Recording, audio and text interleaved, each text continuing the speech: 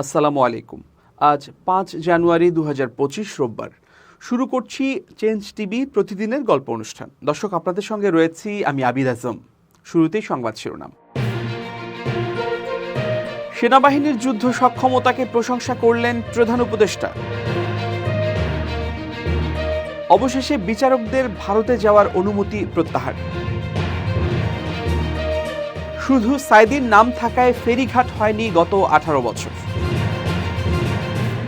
এবার বিস্তারিত। প্রধান উপদেষ্টা ডক্টর মোহাম্মদ ইউনূস বলেছেন, সেনাবাহিনীর মূল লক্ষ্যই হল বিজয়ী হওয়া, সকল পরিস্থিতিতে দেশকে রক্ষা করা। বলা যাবে না এটা এখন বর্ষার দিন আর পারবো না, এখন বেশি গরম, এটা পারা যাবে না, এটা বলার উপায় নেই। যে কোনো মুহূর্তে যে অবস্থায় আছেন না কেন, পূর্ণ সাহস ও পরিস্থিতি নিয়ে প্রয়োজনে যুদ্ধে ঝাঁপিয়ে পড়তে হয়।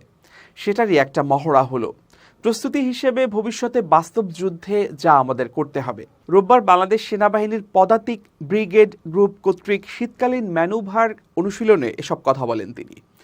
প্রধান উপদেষ্টা বলেন, দেশের স্বাধীনতা ও সার্বভৌমত্বের প্রশ্নে প্রস্তুতির লক্ষ্যে সামরিক বাহিনীর প্রশিক্ষণ অত্যন্ত গুরুত্বপূর্ণ। মহড়ায় সেনাবাহিনীর দক্ষতা প্রদর্শন অত্যন্ত প্রশংসনীয় উল্লেখ করে ডক্টর মোহাম্মদ ইউনূস বলেন, মহড়া থেকে সেনাবাহিনী ও বিমান বাহিনীর সক্ষমতা সম্পর্কে আরও আত্মবিশ্বাসী হয়েছে। ভবিষ্যতে সশস্ত্র বাহিনীর সক্ষমতা আধুনিকায়নের জন্য আমরা কাজ করে যাব। তিনি বলেন, আমরা সিনেমার পর্দায় সম্মুখ যুদ্ধ দেখি, ইতিহাসের বহু বড় বড় যুদ্ধ সিনেমার পর্দায় দেখি। প্রথম মহাযুদ্ধ, দ্বিতীয় মহাযুদ্ধের একেবারে প্রকৃত ছবিগুলো দেখি। যুদ্ধে কিভাবে তারা শত্রুর মুখোমুখি হয়েছে সেগুলো দেখি।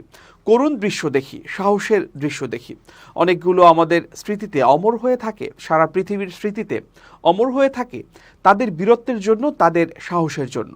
এর আগে বেলা 11:54 ঢাকা থেকে হেলিকপ্টারে রওনা হয়ে 12:36 দিকে রাজবাড়ীর কালুখালীর মিলিটারি ট্রেনিং এরিয়ায় চরখাপুরায় হেলিপ্যাডে অবতরণ করেন প্রধান উপদেষ্টা ডক্টর মোহাম্মদ ইউনূস।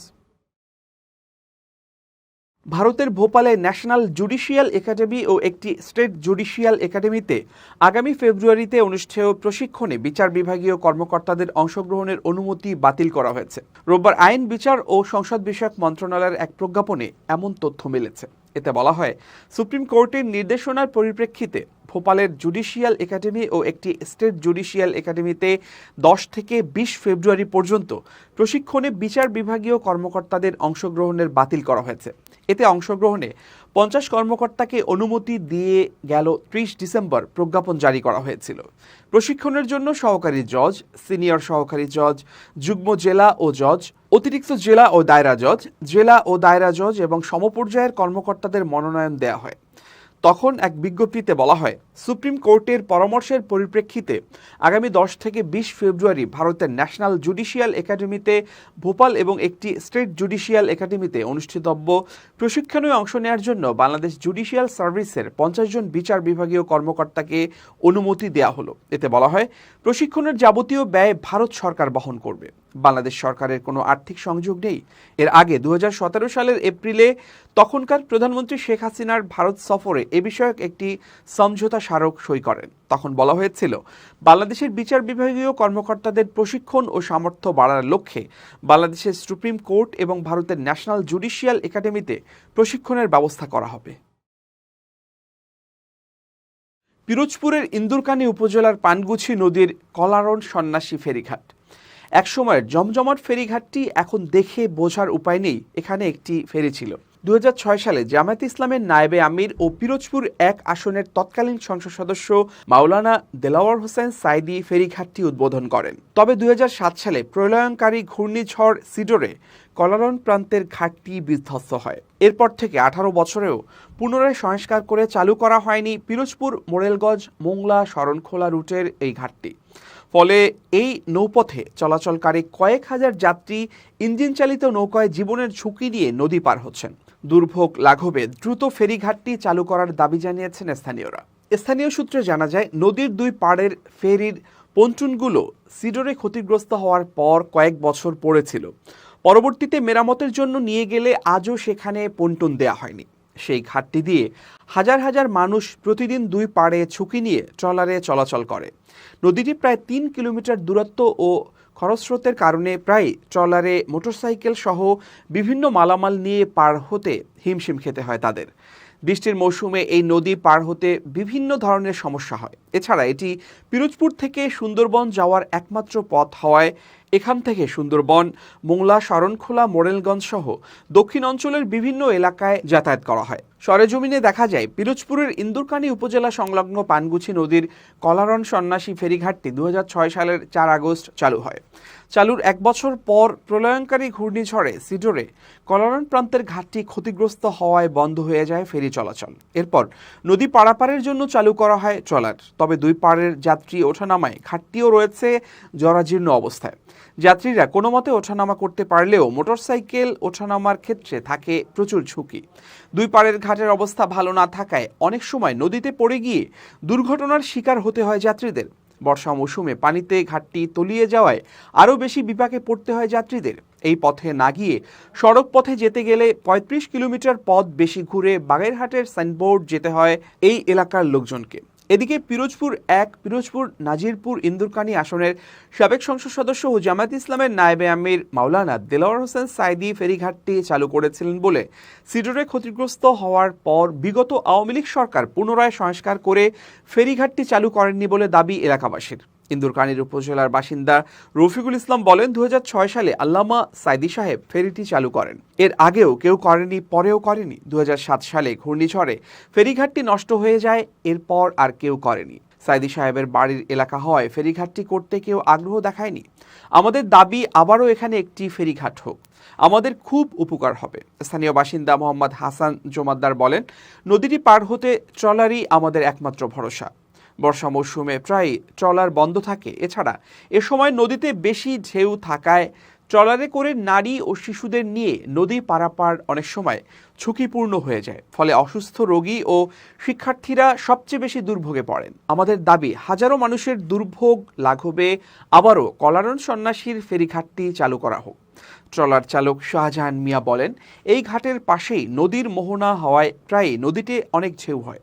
দুই পাশে ভালো ঘাট নেই, যাত্রীদের অনেক কষ্ট হয়। তুফান থাকলে যাত্রীরা অনেক ভয় পায়, বাচ্চারা কান্নাকাটি করে, আমরা ভয় পাই মাঝে মধ্যে।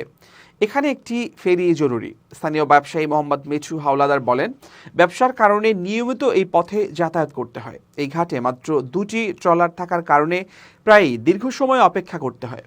ট্রলারে উঠতে এবং নামতেও চরম দুর্ভোগের শিকার হতে হয়। পারাপারেও বেশি ভাড়া গুনতে হয়। মোটরসাইকেল প্রতি 50 থেকে 70 টাকা দিয়ে পার হতে হয়। এই পথে না যেতে পারলে 35 কিলোমিটার বেশি ঘুরে যেতে হয়। আমাদের এখানে একটি ফেরি খুব প্রয়োজন। এ বিষয়ে পিরোজপুরের জেলা প্রশাসক মোহাম্মদ আশরাফুল আলম খান বলেন, বিষয়টি আমার নজরে এসেছে। আমি সড়ক ও জনপথ বিভাগের নির্বাহী প্রকৌশলী এবং বাগেরহাট জেলা প্রশাসকের সঙ্গে কথা বলেছি। আশা করি খুব দ্রুত এ বিষয়ে একটি ইতিবাচক ফলাফল পাওয়া যাবে। বিএনপির স্থায়ী কমিটির সদস্য সালাহ উদ্দিন আহমেদ বলেছেন, ভারপ্রাপ্ত চেয়ারম্যান তারেক রহমানকে দেশে ফেরানোর পরিবেশ এখনো আমরা তৈরি করতে পারিনি। অনুকূল পরিবেশ হলে শিগগিরই তিনি দেশে ফিরবেন। রোববার দুপুরে 15 দিনের লন্ডন সফর থেকে ফিরে হজরত শাহজালাল আন্তর্জাতিক বিমানবন্দরে সাংবাদিকদের তিনি একথা বলেন। এ সফরে তিনি তারেক রহমানের সঙ্গে সাক্ষাৎ করেন। বিএনপির স্থায়ী কমিটির এই সদস্য বলেন, তারেক রহমানকে দেশে ফেরানোর পরিবেশ আমরা তৈরি করতে পারিনি। আশা করি অনুকূল পরিবেশ হলে তিনি শিগগিরই দেশে ফিরবেন। বিএনপি সবসময় নতুন দলকে স্বাগত জানায় উল্লেখ করে সালাহ উদ্দিন আহমেদ বলেন, তবে সেটা যেন কিংস পার্টির মতো না হয়। বর্তমানে দেশে যে ফ্যাসিবাদ বিরোধী ঐক্য গড়ে উঠেছে তা বাস্তবায়ন ও গণতান্ত্রিক প্রক্রিয়ার জন্য জাতীয় ঐক্যের ভিত্তিতে দ্রুত নির্বাচন দেয়া প্রয়োজন। এর আগে গত বছরের নভেম্বরের শেষের দিকে লন্ডন সফরে যান বিএনপির মহাসচিব মির্জা ফখরুল ইসলাম আলমগীর। সেখানে স্ত্রীর চিকিৎসার পাশাপাশি তারেক রহমানের সঙ্গেও সাক্ষাৎ করেন তিনি। বিএনপির ভারপ্রাপ্ত চেয়ারম্যান তারেক রহমানের বিরুদ্ধে দায়ের করা চাঁদাবাজির 4টি মামলা বাতিল করে হাইকোর্টের রায় বহাল রেখেছেন আপিল বিভাগ। হাইকোর্টের রায়ের বিরুদ্ধে রাষ্ট্রপক্ষের দায়ের করা লিভ টু আপিল খারিজ করে রোববার বিচারপতি মোহাম্মদ আশফাকুল ইসলামের নেতৃত্বে 4 বিচারপতির আপিল বেঞ্চ এ আদেশ দেন। আদালতে রাষ্ট্রপক্ষে শুনানি করেন অতিরিক্ত অ্যাটর্নি জেনারেল ব্যারিস্টার অনিক আর হক। পরে তারেক রহমানের আইনজীবী ব্যারিস্টার কায়সার কামাল সাংবাদিকদের বলেন, আজকের আপিল বিভাগে চূড়ান্ত শুনানি শেষে হাইকোর্ট মামলাগুলো বাতিল করে রায় দিয়েছিলেন। এই বাতিলের বিরুদ্ধে রাষ্ট্রপক্ষ আপিল বিভাগে আবেদন করে। দুই পক্ষের পূর্ণাঙ্গ শুনানি নিয়ে আদালত রাষ্ট্রপক্ষের আপিল ডিসমিসড অর্থাৎ খারিজ করে দিয়েছিলেন। তার মানে দাঁড়ালো হাইকোর্ট মামলাগুলো যে বাতিল করেছিলেন সেই বাতিলের রায় বহাল থাকলো। তিনি আরও বলেন, তারেক রহমানের দেশে আসা না আসা মামলার উপর নির্ভর করছে না, তার বিরুদ্ধে দায়ের করা প্রতিটি মামলা যেন আইনগতভাবে মোকাবিলা করা হয়। তিনি আইনজীবীদের সুস্পষ্টভাবে এই নির্দেশনা দিয়েছেন। তিনি প্রচলিত আইন, আদালত ও সংবিধানের প্রতি শ্রদ্ধাশীল। যেহেতু আইন তার নিজস্ব গতিতে চলবে, আপন গতিতে চলবে, অতএব তারেক রহমানের দেশে আসা না আসা মামলার উপর নির্ভর করছে না। তার দেশে আসার ব্যাপারে মামলা কোনো ধরনের প্রভাবও বিস্তার করছে না। আইনজীবী কায়সার কামাল আরও বলেন, তারেক রহমানের বিরুদ্ধে ১/১১ আমলে দায়ের করা বেশিরভাগ মামলাই খারিজ হয়ে গেছে। এছাড়া শেখ হাসিনার সরকারের আমলে সারা দেশে তারেক রহমানের বিরুদ্ধে মানহানির মামলা দায়ের করা হয়েছিল। ইতোমধ্যে ৩৬টি মামলা খারিজ হয়ে গেছে। এখন সব মিলিয়ে ১৮ থেকে ১৯টি মামলা চলমান রয়েছে। গত ২৩ অক্টোবর বিচারপতি AK-M আসাদুজ্জামান ও বিচারপতি সৈয়দ এনায়েত হোসেনের দ্বৈত হাইকোর্ট বেঞ্চ তারেক রহমানের বিরুদ্ধে দায়ের করা ৪টি মামলা বাতিল করে রায় দিয়েছিলেন। মামলা বাতিল সংক্রান্ত হাইকোর্টের রায়ের বিরুদ্ধে লিভ টু আপিল করে রাষ্ট্রপক্ষ। এবার খুব জরুরি ১ মিনিট জানাচ্ছেন ইউনেস্কো ক্লাব পুরস্কার বিজয়ী সাংবাদিক আমিরুল মোমিনিন মানিক। খুব জরুরি ১ মিনিটে প্রত্যেককে আমন্ত্রণ। প্রিয় বন্ধুরা, আপনার পরিবেশ প্রতিবেশ কেমন সেটার উপরেও আপনার মন মানসিকতা বা আপনার সফলতা অর্জনের পরিসংখ্যান বা শতকরা হার কিন্তু নির্ভর করে। আপনার আশেপাশে যদি সবসময় নেতিবাচক মানুষ থাকে তাহলে আপনার হৃদয় এবং আপনার কর্মেও এর একটা বড় প্রভাব পড়ে। সেই জন্যে গুণীজনরা পরামর্শ দিয়েছেন যে সবসময় ইতিবাচক মানুষদের পাশে থাকুন, তাদেরকে বন্ধু বানান। যারা অন্যের সমালোচনা নিয়ে ব্যস্ত থাকে না, যারা নিজের কাজ নিয়ে নিজেকে উন্নত করবার প্রতিনিয়ত চেষ্টা করে, নিজেকে আরও রুচিশীল মননশীল হিসেবে গড়ে তোলবার যাদের প্রচেষ্টা রয়েছে, এরকম মানুষের সঙ্গে যদি থাকেন, এরকম মানুষকে যদি বন্ধু বানাতে পারেন, তাহলে আপনার লাভ ছাড়া লস হবে না কখনোই। সেই জন্যে আপনার পারিপার্শ্বিক পরিবেশটাকে ইতিবাচক রাখতে হলে ইতিবাচক বন্ধুর প্রয়োজন। আসুন আমরা সবসময় ইতিবাচক মানুষদের বন্ধু বানাই, তাদের পাশে থাকি এবং নিজের মধ্যেও ইতিবাচকতা ধারণ করি। সবাই ভালো থাকবেন, শুভেচ্ছা নিরন্তর। এবার দেশের বাইরের প্রসঙ্গ। ভারতের নিরাপত্তা বাহিনীর সঙ্গে সংঘর্ষে জড়িয়েছে দেশটির মাও বিদ্রোহীরা। রোববার ওই সংঘর্ষে কমপক্ষে ৫ জন নিহত হয়েছেন বলে জানিয়েছে একটি নিরাপত্তা সূত্র। নিহতদের মধ্যে ৪ বিদ্রোহী এবং ১ পুলিশ সদস্য রয়েছেন। বার্তা সংস্থা AFP-কে উদ্ধৃত করে এ খবর দিয়েছে অনলাইন জিও নিউজ। এতে বলা হয়, মাওবাদীরা নকশালপন্থী নামেও পরিচিত। গত ১ দশকে ভারতের নিরাপত্তা বাহিনীর সঙ্গে বিভিন্ন সময়ের সংঘাতে প্রাণ হারিয়েছেন ১০,০০০-এর বেশি বিদ্রোহী। দেশটির পাহাড় অঞ্চলে বসবাসরত আদিবাসীদের অধিকারের জন্য দীর্ঘদিন ধরেই লড়াই করে আসছে মাও বিদ্রোহীরা। ভারত সরকারের তথ্যানুযায়ী দীর্ঘদিন ধরে চলা ওই সশস্ত্র সংঘাত রোধে বেশ কঠোর হয়েছে নিরাপত্তা বাহিনী। তৎপরতা বাড়াতে গিয়ে গত বছর ২৮৭ জন সদস্যকে হারিয়েছে ভারত সরকারের ওই বাহিনী। শনিবার গভীর রাতে ভারতের ছত্তিশগড় রাজ্যের আবুজ সমারা জেলায় সংঘর্ষে জড়ায় উভয় পক্ষ। উল্লেখিত অঞ্চলটিকে তাদের ঘাঁটি হিসেবে চিহ্নিত করে নিরাপত্তা বাহিনী। সেখানে নিজেদের তৎপরতা বাড়িয়েছে। ঘটনাস্থল থেকে পোশাক পরিহিত অবস্থায় ৪ মাওবাদীর মৃতদেহ উদ্ধার করা হয়েছে বলে জানিয়েছেন police inspector general P Sundarraj.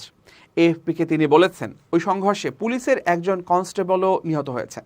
এখন অঞ্চলটিতে মাওবাদীদের বিরুদ্ধে অভিযান জারি রেখেছে তারা। ২০০৪ সালে ১,০০০-এর বেশি মাও বিদ্রোহীকে আটক করেছে সরকার, আর আত্মসমর্পণে বাধ্য হয়েছেন ৮৩৭ জন। ২০০৬ সালের মধ্যে মাও বিদ্রোহীদের দমনের অঙ্গীকার করেছে মোদী সরকার। সে লক্ষ্যেই কাজ করে যাচ্ছে তারা। দর্শক, শেষ করছি প্রতিদিনের গল্পের আজকের গল্প। changetv.press বাংলাদেশের ইউটিউব জার্নালিজমের অগ্রদূত। ভিজিট করুন এর ওয়েবসাইট www.changetv.press, youtube.com/changetvpress এবং সাবস্ক্রাইব করুন চ্যানেলটি। নিয়মিত লাইক, কমেন্ট ও শেয়ার করে আপডেট রাখুন নিজেকে। ভালো থাকুন, নিরাপদে থাকুন, শুভেচ্ছা নিরন্তর।